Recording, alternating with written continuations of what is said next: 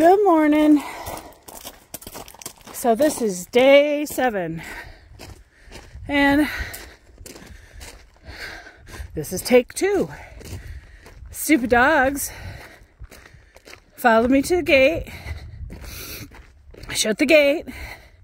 And I wasn't even down to Jamie's. And they freaking dug out and came running after me. So I had to stop the video, pause my walk, though it's counting it anyways, even though it paused it, and bring them back home and stick their sorry asses back in the house. God dang it.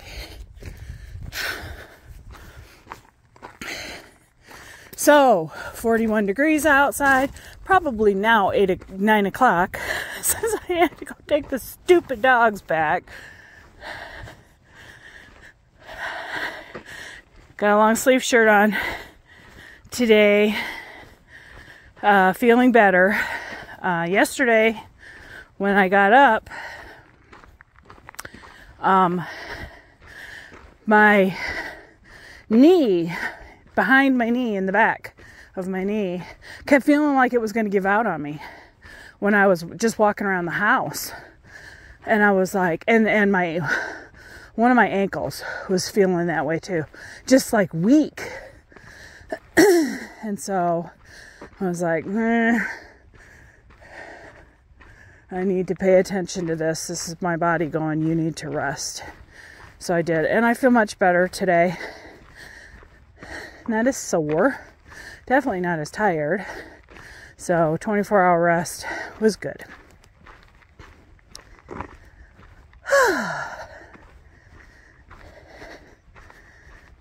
Roger said the other night, I don't know what it did last night, but the other night before, got down to 25 degrees. Brr! That's cold. So it was about right here when I realized the dogs were chasing after me.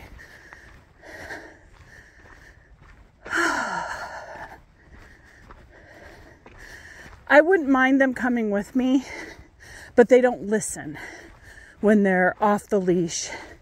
Because I've tried to take them with me on my hikes before in the past, and they would run all over the place. We'd get down here to Jamie's house. They'd see the cows. They'd sneak under and chase the cows. So it was like, and they wouldn't listen to me. And I'm not putting them on leash just so they can go for a walk. They have 4 acres to run around on. So I decided a long time ago that they just don't get to go. If they can't behave, you just don't get to go. You know? But they decided they wanted to go today. So now, later, I'm going to have to freaking fix the fence. Because there was a hole. I stuffed a bunch of chicken wire in it. And apparently Jack pulled the chicken wire out. And the dog is smart. I don't know how he figures out how to do that. But he does it.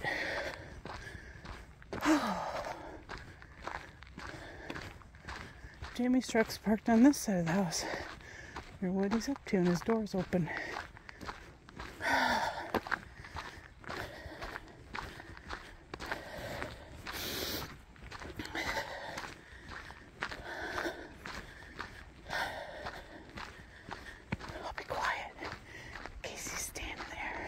Don't want him watching me.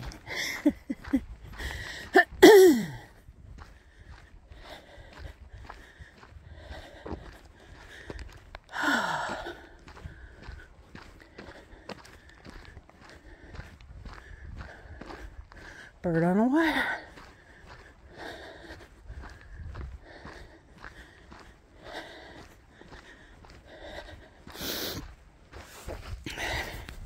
I bought a lanyard to put my phone in, because right now I hold it in my hand and it's a pain in the butt. Not a pain in the butt to film this, because this is part of my diary to myself that you guys just get to join along in. Said, but it's a pain in the butt. I want to be able to swing my arms when I'm walking, and I can't because I'm holding my phone. So I'm gonna switch it hands right now. So this one can get swinging. This bird up there keeps following me. He like sits up there and I get up to catch up to it. Oh, now he's gonna, yeah. And then he takes off and he flies up and sits on the wire again in front of me. Kind of funny. Oh my goodness.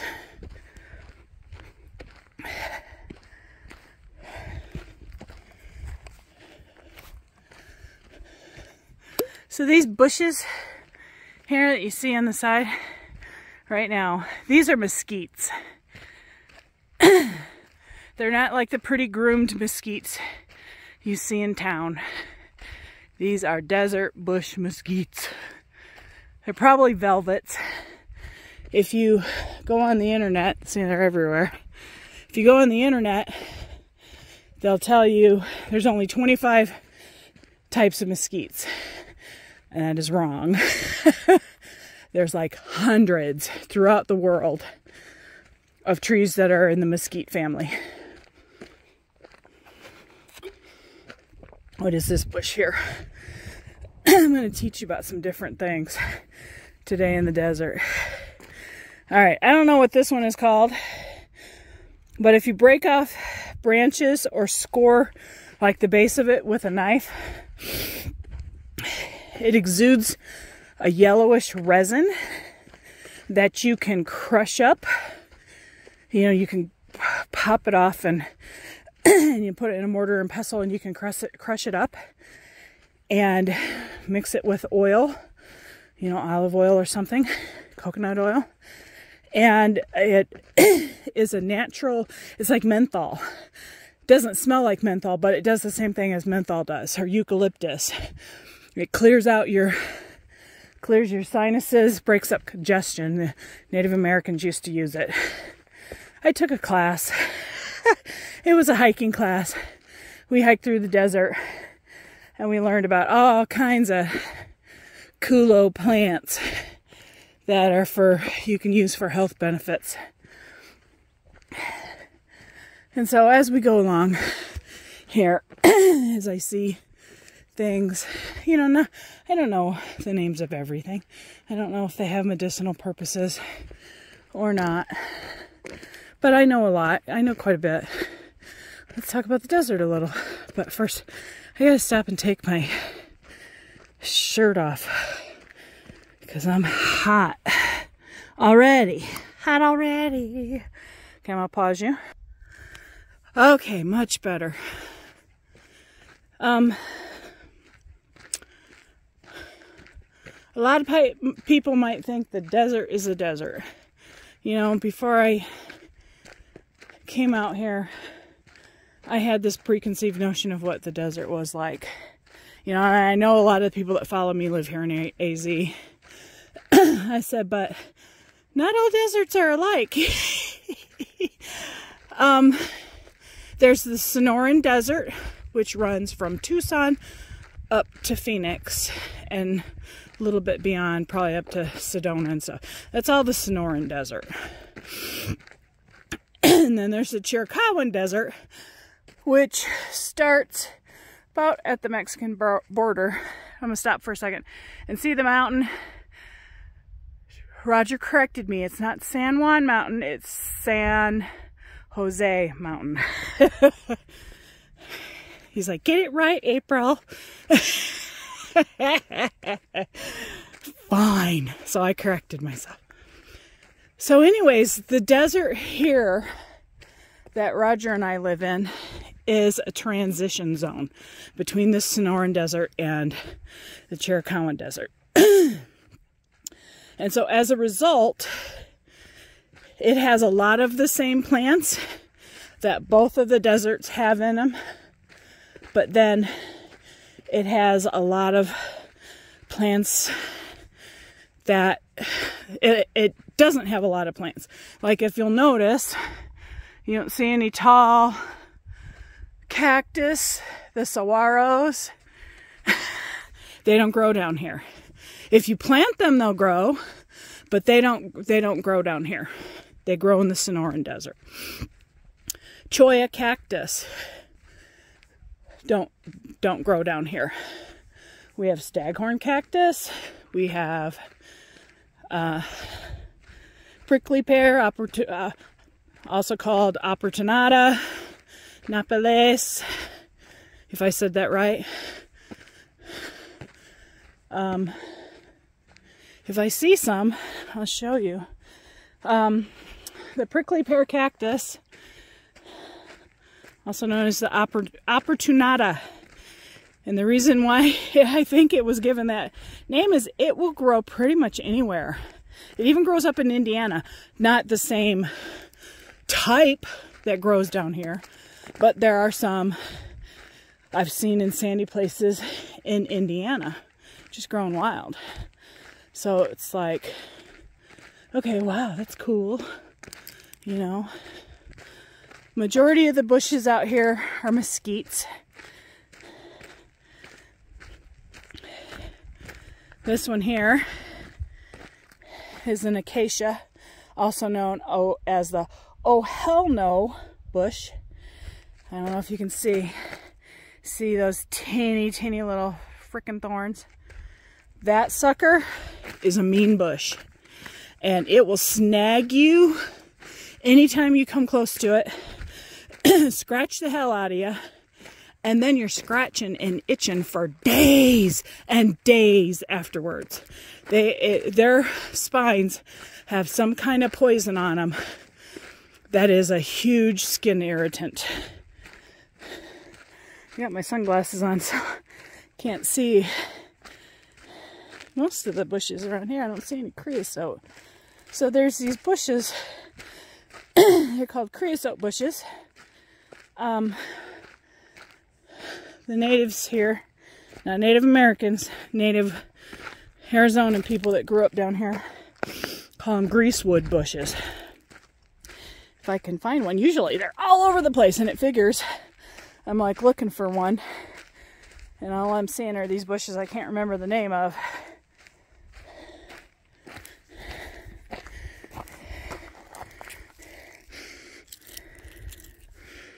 Even the leaves of this bush, oh man, you crush them up, talk about clearing your sinuses out. So I was right. I remembered right. Yay! I'm good. No, I'm not. Hey, I'm past Anne Marie's, right? Yeah. Too busy looking for creosote bushes. Anyways, when I find one, I'll show you. Creosote bushes, their branches and leaves give off an odor that is smells so good. And so when it rains, when it rains in the desert, even if it's not raining right where you're at that moment, you can tell it's raining somewhere. It gives off that, I can't even describe it. It is the typical rain in the desert smell. And sometimes I will cut a sprig off and hang it in my shower, because the steam, the heat and moisture from the steam will make it release that smell. And oh my God, it smells so good. Okay, here we go. There's a prickly pear. This is the type that grows down here. Look at them freaking wicked thorns. Now, I have planted prickly pear. There's lots of different types of prickly pear. Some have little short thorns. Some, like those, have wicked long thorns. And the reason why they have the wicked long thorns is because jackrabbits will eat them. because they're edible. That's a plant. If you're out here in the desert and you run out of water and you can find one of those prickly pear cactuses, you can break off a thing, get rid of the thorns, kind of peel it. Hopefully you got a knife on you. You peel it and you can eat. Well, you can eat the skin too, but man, it's better just get rid of it, because cactus skin has even these minuscule microscopic hairs that can get into a person. And I wouldn't want those in my mouth, so I would peel it. But anyways, it'll keep you alive, because it's full of a lot of water, the meat of it. Mexicans eat it. I've eaten it. It's good. I'm probably saying this wrong. I think it's Nopales. Napoli. I don't know. I'll look it up and post it later. Another interesting fact about prickly pear cactus is some of them will get a beetle that burrows into the fleshy pad of the cactus. And those beetles, the Native Americans used to use them. They'd crush them up in a mortar, and I'd probably mix them with water, I don't know. And it creates a red dye that they would use in different things. Pretty cool, huh? This is so weird that I am not seeing any creosote bushes. We got tons of them on our place. That's where I stopped the other day. Hi, telephone pole. I'm going further today. I'm going down to this next one. Oh, wait a minute.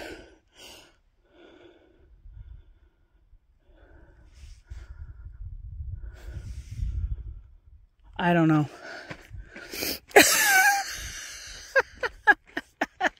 I'm not sure if that was the one I stopped at or not, because here's my sitting spot for taking a break down here. So you get to see it. I'm pretty sure this is new for you guys, because I know we haven't come down here.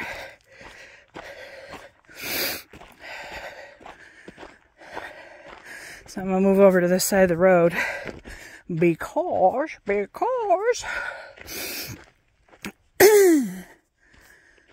I want to show you this wash.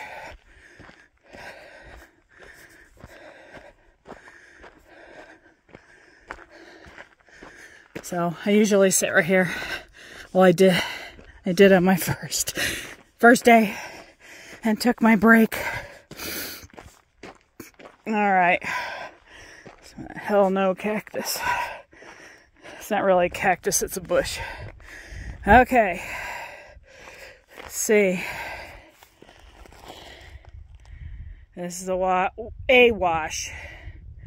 This eventually runs down and goes into our big wash. I haven't actually ever been down here when this has been running. So, I don't know. That bush with the white stuff, that's called desert broom. It's in the same family group as Scottish broom. It's very invasive. I've gotten rid of it. All of it around our place. It keeps trying to come back, and I cut it down every time it comes back because it just takes over.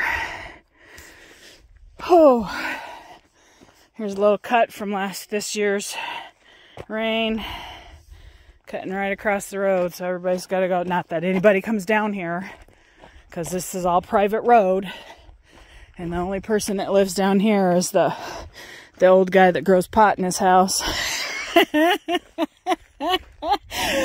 I just fucking think that's hilarious that people have said that. It's just hilarious. Oh, so anyways, this is coming uphill. Woohoo! See? Downhill.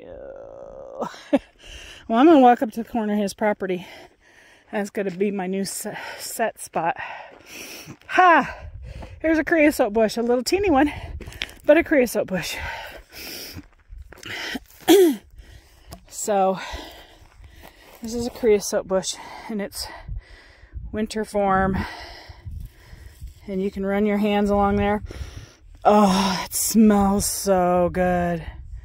This is a tiny one.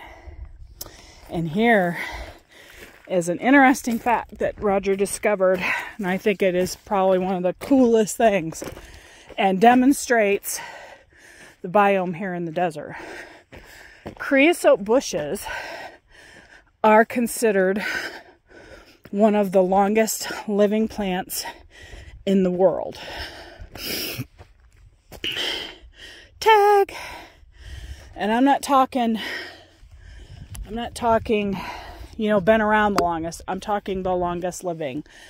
They clone themselves as ways, they have two ways of propagation. Those little fuzzy seeds that you see on there. I gotta get a drink of water.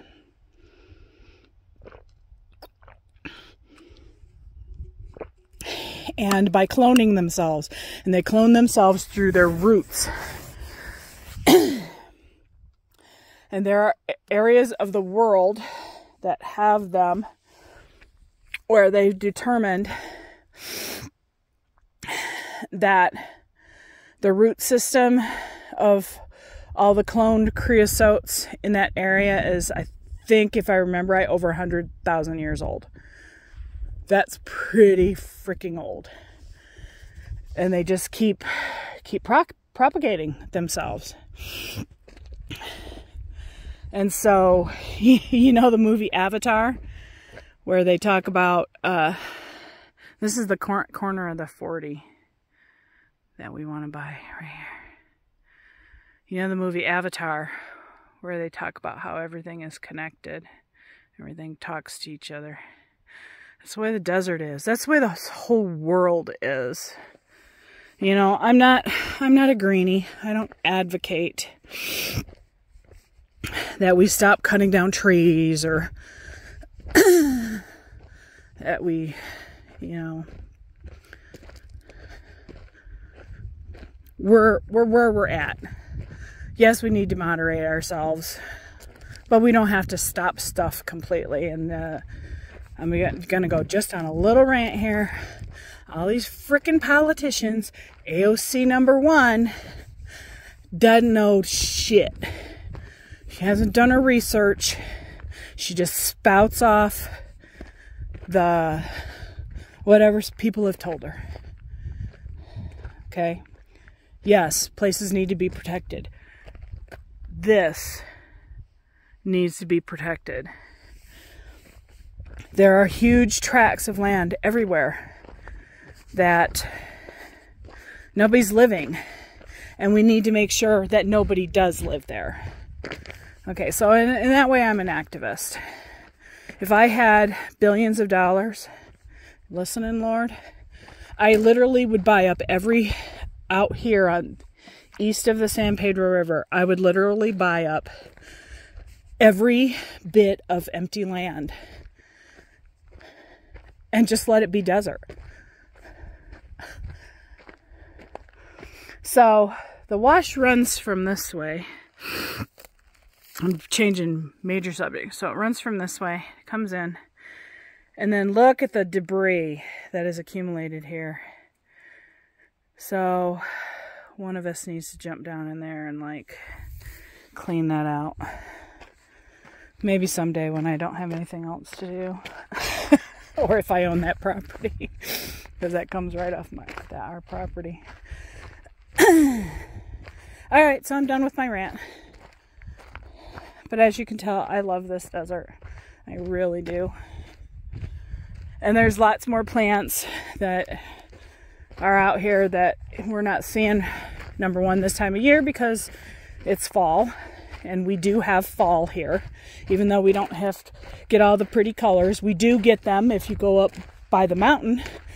There's lots of deciduous trees that their leaves turn color, and it's gorgeous up there. Out here, everything just turns a more muted shade of green. the mesquites will lose their leaves. Total distance 1 mile. Total time 30 minutes and 4 seconds. There we go. Split pace 30 minutes 4 seconds per mile. So I hit the mile mark in the middle of the 40. So woohoo! All right, and I'm feeling pretty good. Somebody said, maybe it was Roger, I don't know. Roger picks on me, my friend John picks on me. So it was one of those two. It was like, you're just huffing away. While you're walking, you're out of breath already. And I'm like, I'm talking and walking and breathing at the same time. I said, it takes a coordinated effort, especially for me. They're just picking on me. They like to give me shit, and that's fine. But the mesquites have little teeny leaves, and now those will all fall off. I'm actually surprised they haven't fallen off because we've had such cold nights. But they haven't yet, and that's okay because it keeps it still green. Now in the summer, July, late June, July, this desert gets so green. There's wildflowers everywhere. They just sprout up and it's gorgeous. But in the winter, just like anywhere actually, unless you live on Hawaii or some tropical island, you know, winter means muted colors, things slow down and hibernate, you know? And that's okay. It's a time of renewal.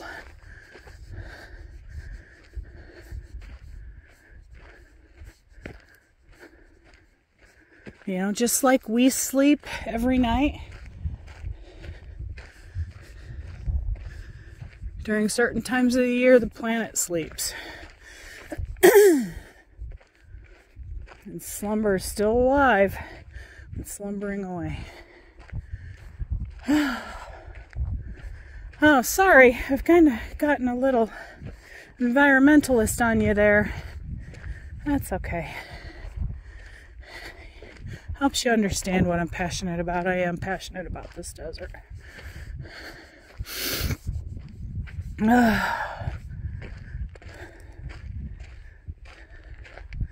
You can just see the roof of Anne Marie's house from this little high point. I didn't realize that.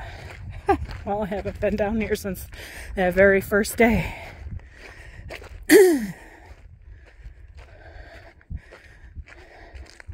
So that wind is blowing in my face. I didn't realize it was even windy until I'm walking back. And it's blowing in my face. And it's cold.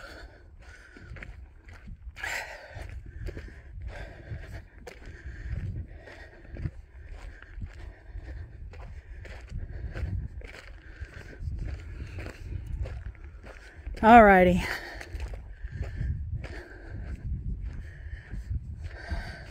So this was one of my markers. I'm going to pause the video here. Somebody was complaining that they were too long the other day. So, tell you what. You guys let me know. Are they too long? Too much to watch? Too much listening to me ramble? I don't know. You let me know. If not, I'll keep filming the whole thing. But for today, we're going to go ahead and stop it. All right. Have a great day. I'll let you know what I finish at. Bye.